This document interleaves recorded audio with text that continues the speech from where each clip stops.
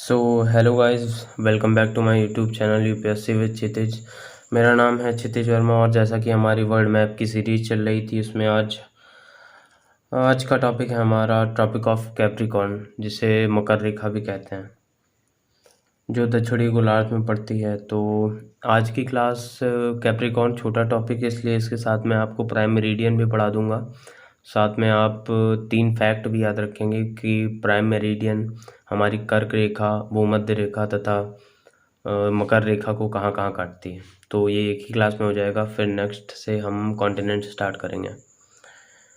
तो पहला पॉइंट देख लेते हैं। तो यहाँ पे सबसे पहला पॉइंट हमारा है लिम्पोपो नदी। जैसा कि हमने आपको कर्क रेखा के बारे में बताया था, तो वहाँ पर कर्क रेखा को 2 बार काटने वाली नदी का नाम माही नदी था। उसी तरह विषुवत रेखा में 2 बार काटने वाली नदी का नाम कॉन्गो या जायरे नदी था। उसी तरह ये कैप्रिकॉर्न को 2 बार काटने वाली नदी का नाम लिम्पोपो है। ये पहला पॉइंट हो गया। अब देख लेते हैं कौन कौन से कॉन्टिनेंट से गुजरती है। तो सबसे पहले हमारा साउथ अमेरिका पड़ेगा, देन अफ्रीका और देन ऑस्ट्रेलिया।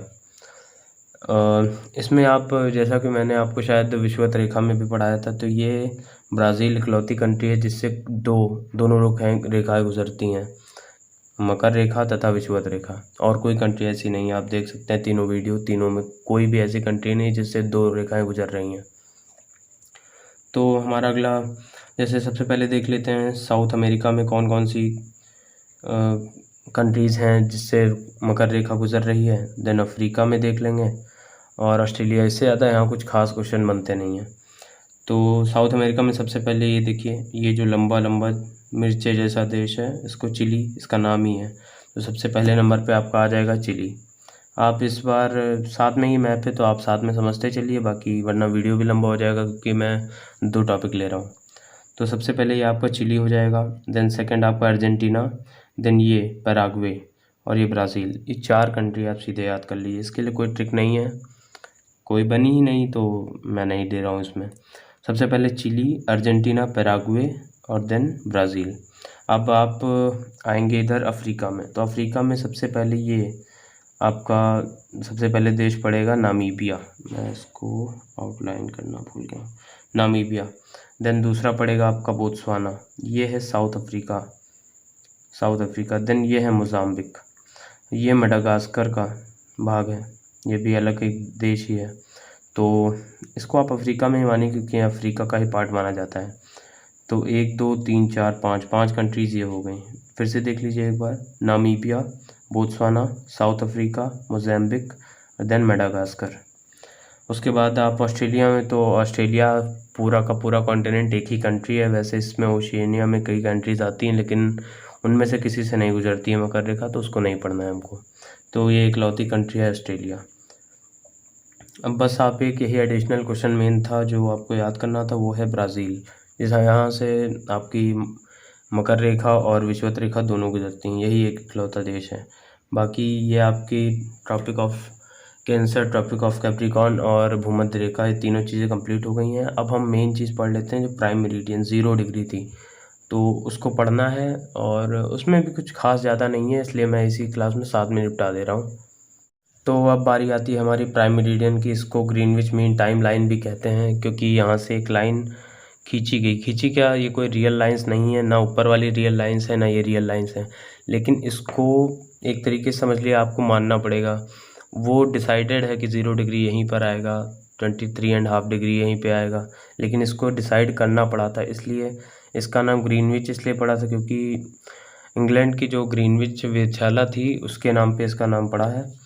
और इसी से टाइम निर्धारण आपका होता है। जितने भी देशों के टाइम हैं और वो सब इसी से निर्धारित होते हैं। जैसा कि आप जानते हैं कि हमारी पृथ्वी पश्चिम से पूर्व घूमती है, तो दिन पूर्व से शुरू होता है। इसीलिए जब जापान को उगते सूर्य का देश कहते हैं, यहाँ से शुरू होता है।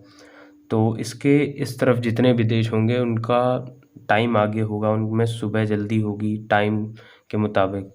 और इधर जितने देश होंगे वहाँ पर सुबह देर में होगी, रात पहले होगी। तो ये चीज़ आपको थोड़ा ध्यान देनी पड़ेगी। और ये मेन इसमें कुछ खास है नहीं, बस आप एक बार को पूछा जा सकता है कॉन्टिनेंट, तो 2 ही कॉन्टिनेंट ही हैं मेन, 3 कॉन्टिनेंट, सॉरी इसमें हाँ कन्फ्यूज़न भी हो जाती है आपको। सबसे पहले आप यूरोप देखेंगे, देन अफ्रीका, और ये यहाँ पे ख़त्म नहीं होगा, यहाँ पे अंटार्कटिका में भी होगा, लेकिन यहाँ कोई देश नहीं है तो मैं उसको नहीं पढ़ाऊँगा। वैसे क्वींस मॉड्स लैंड ऐसे करके नाम है कुछ, वो उस जगह का नाम है जहाँ से निकलती है, लेकिन वो कुछ ख़ास ज़रूरी नहीं है, इसलिए मैं नहीं बता रहा हूँ। तो कॉन्टिनेंट्स में आपका यूरोप हो गया, अफ्रीका हो गया, और कॉन्टिनेंट्स में आप यहाँ पे अंटार्कटिका भी ध्यान कर लीजिए। और उसके बाद अगर आप कंट्रीज़ देखना चाहते हैं तो यूरोप में सबसे पहले आपका यूके पड़ जाएगी, जहाँ पे ग्रीनविच वेधशाला है, वहाँ जिसके नाम पे इसका नाम पड़ा है ग्रीनविच मीन टाइम लाइन। और देन दूसरा पड़ जाएगा हमारा फ्रांस, ये हमारा पड़ जाएगा स्पेन। तो ये 3 कंट्रीज़ हो गई हमारी यूरोप की। तो इसमें कभी कभी हटाने को आता है, जो नॉर्मल क्वेश्चन बनते हैं कि इन 4 में से कौन सी देश नहीं है इस पे ग्रीनविच मीन टाइम पे यूके अरे यूरोप का, तो वो आप देख सकते हैं, वो क्वेश्चन एक बन सकता है। उसी तरह ये भी है। अब यहाँ ये कन्फ्यूज़न होती है, यहाँ पर 2 देश हैं। ये सबसे पहला तो आप देख लीजिए पूरे अफ्रीका का जो सबसे बड़ा देश है अल्जीरिया, देन माली, और देन ये आपको पड़ता है बर्किना फासो, ये घाना है और ये टोगो है। अरे थोड़ा उल्टा हो गया, सॉरी, ये घाना है, ये टोगो है। तो इन दोनों के बॉर्डर से टच होती हुई ये ऊपर थोड़ा सा, यहाँ पे इतना साफ दिख नहीं पा रहा है छोटे मैप में, ऊपर थोड़ा सा पहले इसमें टच होती है, देन ये इस वाले देश में भी टच होती है। तो लगता ज़रूर है ये बॉर्डर से जा रही है, लेकिन दोनों को टच करती है। तो यही मेन देश हैं, आप एक बार रिवाइज कर लीजिए। यूके, फ्रांस, स्पेन, ये सबसे बड़ा देश है तो आपको अलग से दिख ही जाएगा। तो अल्जीरिया, देन माली, बर्किना फासो, घाना, टोगो, बस यही देश ही हैं। बाकी आप चाहें तो याद रख सकते हैं, अंटार्कटिका में क्वींस मॉड्स लैंड नाम की जगह है जहाँ से निकलता है। कोई देश तो है नहीं वहाँ पर, कोई जीवन तो पाया नहीं जाता है, इसलिए आप कुछ खास नहीं है आप वहाँ याद करने के लिए। तो इसके बारे में थोड़ा और जान लेते हैं। ये जो लाइन होती है ये 0 डिग्री, जैसे ये 0 डिग्री इक्वेटर थी, 0 डिग्री लॉन्गिट्यूड लैटीट्यूड सॉरी, उसी तरह ये 0 डिग्री लॉन्गिट्यूड है, देशांतर रेखा, ये मानी गई है और ये डिसाइडेड थी। और ये हाँ, जैसा कि मैं कह रहा था, ये भी चीज़ इंपॉर्टेंट बन सकती है। अभी तक तो फ़िलहाल मैंने तो नहीं देखा है प्रैक्टिस सेट वेट में, लेकिन ये पड़ जाती है, इंपॉर्टेंट हो सकता है आगे चल के क्वेश्चन पड़ जाए।